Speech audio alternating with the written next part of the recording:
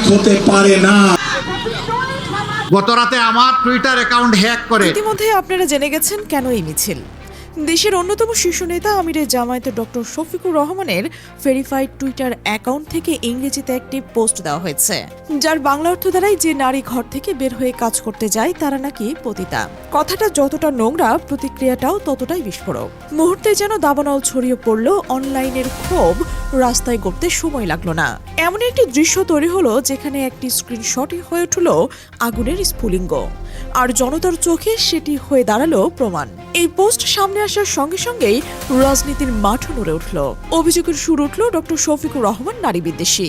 দ্রুতই কর্মসূচির ঘোষণা এলো। বিএনপি ছাত্রদল যেন আগে থেকেই প্রস্তুত ছিল, তারা সারা দেশে কর্মসূচি দিয়ে দিল।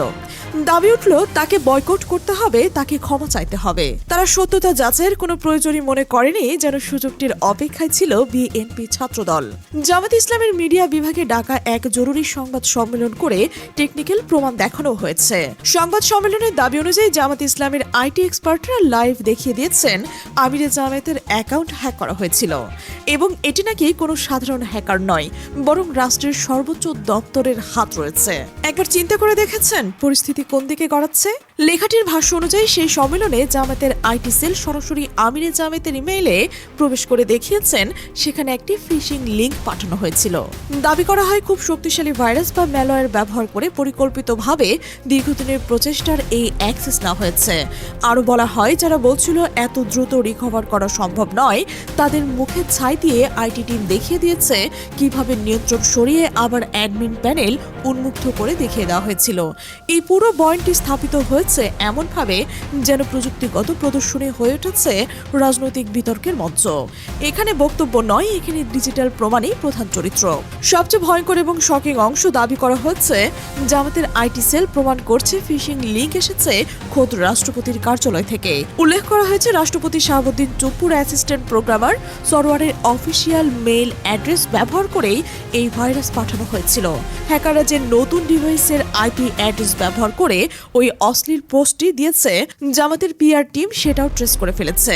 এই সবকিছুর সারসংক্ষেপ হিসেবে বোঝাই যাচ্ছে এটি একটি রাষ্ট্রীয় ষড়যন্ত্র, রাষ্ট্রের সর্বোচ্চ মহলের ষড়যন্ত্র, এবং সঙ্গে প্রশ্ন ছুড়ে দেয় এর চেয়ে নিচু কাজ আর কি হতে পারে। এরপর আসে সবচেয়ে ইন্টারেস্টিং পয়েন্ট, গতকালের ভাইরাল হওয়া স্ক্রিনশটটির বিশ্লেষণে। হ্যাক করার পর তারা দ্রুত নিয়ন্ত্রণ ছেড়ে দেয়, মনে হয় যেন জামাত নিজে পোস্ট করে ডিলিট করেছে। ডিজিটাল ফুটপ্রিন্ট মুছে ফেলা এতটা সহজ নয়। 1 মিনিটের মধ্যে স্ক্রিনশট তুলে ভাইরাল করা আর ছাত্রদলের কর্মসূচি সবই মনে হয় একই স্ক্রিপ্টেরই অংশ। ঢাকার রাস্তায় আজ সক্রিয় উপস্থিত দেখা গিয়েছে ইসলামী ছাত্র শিবির। তাদের বক্তব্যের মধ্যে রয়েছে জামাতকে জেতার ফুল কোর্স মাঠে নামার প্রস্তুতি এবার আর গোপনে নয়, বরং প্রকাশ্যে বার্তা দেওয়া হচ্ছে সময় এসেছে নতুন অধ্যায়ের। এই মিছিলের তাৎপর্য নিয়ে আজ সারাদিন আলোচনা ঘুরছে কয়েকটি প্রশ্নকে ঘিরে। কেন এতদিন তুলনামূলক শান্ত থাকা এক সংগঠন হঠাৎ করে এত বড় আকারে রাস্তায় নামলো? আর সবচেয়ে কৌতূহল উদ্দীপক প্রশ্ন, এইটি কি প্রতিপক্ষের আস্থা কাঁপিয়ে দেওয়ার মতো কোনো ঘটনা? বক্তাদের দাবি সামনে টানা 10 দিন তারা ঘরে বসে থাকবে না। তাদের পরিকল্পনা রয়েছে প্রতিটি ওয়ার্ডে, প্রতিটি পাড়ায়, প্রতিটি মহল্লায় সাংগঠনিক শক্তি দৃশ্যমান করা। এই সার্বিক বিষয়ের কেন্দ্রে রয়েছে ছাত্রদলকে ঘিরে অভিযোগ। ছাত্রদল রাজনীতির স্বাভাবিক ধারার বাইরে গিয়ে নোংরা খেলায় জড়িয়ে পড়ছেন এবং স্লোগান ও ভাষার রাজনৈতিক শিষ্টাচার ভেঙে ফেলেছেন। বিশেষ করে জামাত এবং আমিরের জামায়াতকে নিয়ে যে ভাষা ব্যবহার করছেন, এটি তারা অশালীন এবং অনৈতিকতার বহির্ভূত হিসেবে বর্ণনা করছেন। এই প্রেক্ষিতে জামাতের হাই কমান্ড সিদ্ধান্ত নিয়েছে, বলা হয় ছাত্রদলকে মোকাবেলায় শিবিরের বিশেষ টিম গঠন করা হয়েছে। তাদের কৌশল নাকি খুবই সরল, যেখানে ছাত্রদল প্রচারণা চালাবে সেখানে শিবির সত্য তুলে ধরবে, যেখানে নারীদের হয়রানি বা অপমানের অভিযোগ উঠবে সেখানে তারা প্রোটেকশন শিল্ড বা রক্ষা কবচ হয়ে দাঁড়াবে। আগামী 10 দিনের ঢাকাকে দেখানো হচ্ছে উশৃঙ্খল বনাম সুশৃঙ্খল, দুই বিপরীত ধারার এক মঞ্চ হিসেবে। এবং বলা হয় এটি শুধু ঢাকা নয়, সারা দেশে ছড়িয়ে পড়বে। রাজনীতিতে মতভেদ থাকা স্বাভাবিক, তবে ব্যক্তি আক্রমণ কেন? এই প্রশ্নের সঙ্গে সঙ্গেই তারা টেনে আনছেন একটি বিস্ফোরক অভিযোগ। আমিরে জামায়াতের টুইটার অ্যাকাউন্ট হ্যাক করা হয়েছে এবং সেটির পেছনে রাষ্ট্রপতির দপ্তর থেকে জড়িত থাকার ইঙ্গিত রয়েছে বলেও উঠে এসেছে। তারপর ওই হ্যাক হওয়া অ্যাকাউন্ট থেকে নারী বিদ্বেষী বক্তব্য পোস্ট করা হয়েছে। এমন দাবি সামনে এনে বলা হচ্ছে সত্যতা যাচাই না করে ছাত্রদল দ্রুত গালিগালাজ এবং চরিত্র হননের প্রচারণায় নেমে পড়েছে। জামাত কিন্তু প্রমাণ করে দিয়েছে এটি হ্যাকিং, কিন্তু ছাত্রদল কি ক্ষমা ক্ষমা চেয়েছে, না বরং ছাত্রদল এবং বিএনপি পাল্টাপাল্টি বিক্ষোভ সমাবেশ করছে এবং তারা সেই মিথ্যা ঘটনাকে পুঁজি করে সামাজিক যোগাযোগ মাধ্যমে নারী বিদ্বেষ ট্যাগ বসানোর অভিযোগ জোর দাবি করছে।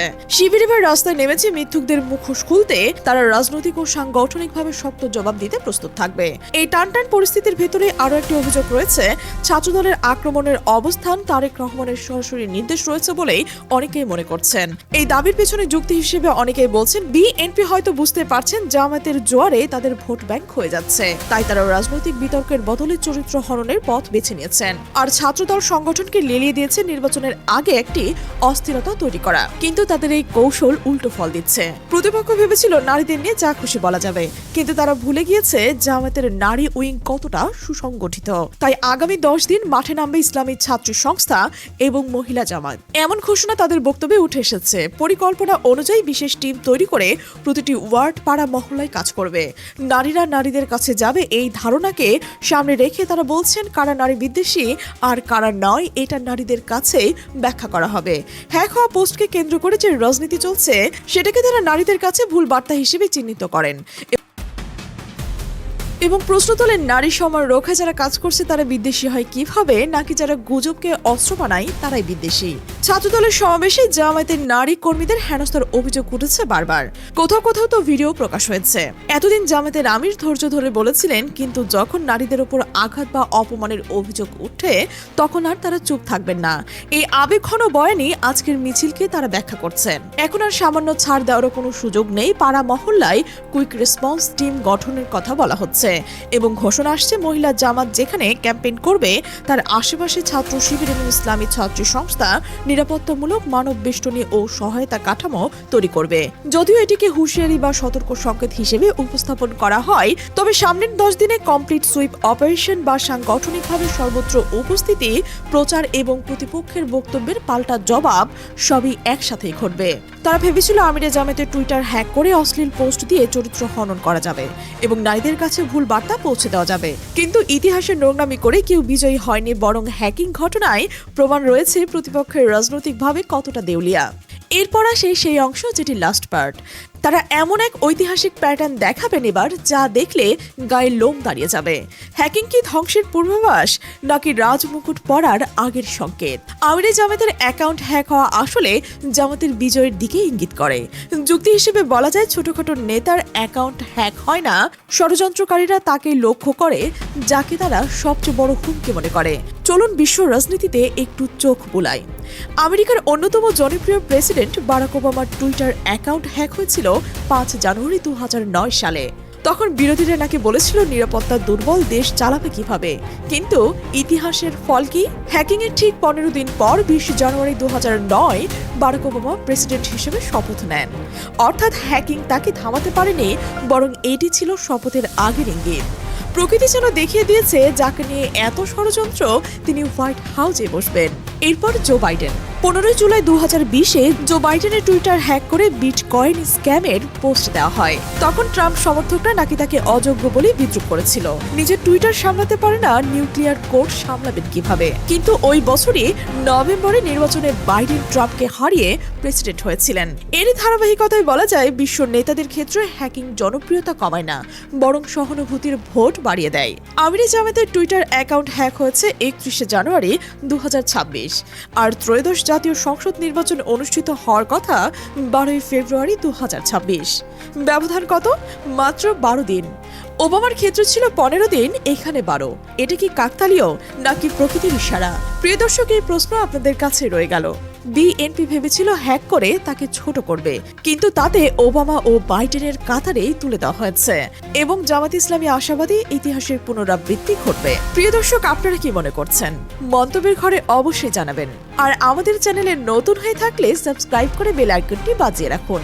ঢাকার রাজপথের আজকের উত্তাপ, আগামী 10 দিনের ঘোষণা, টুইটার হ্যাকিং ঘিরে পাল্টা বয়ান, নারী সংগঠনকে সামনে আনার পরিকল্পনা আর বিদেশি উদাহরণ টেনে ঐতিহাসিক প্যাটার্ন সব মিলিয়ে যে দৃশ্যপট তৈরি করা হয়েছে তাতে এক ধরনের শিলা রয়েছে, টান রয়েছে এবং আছে দুশ্চিন্তার ঘন কুয়াশা।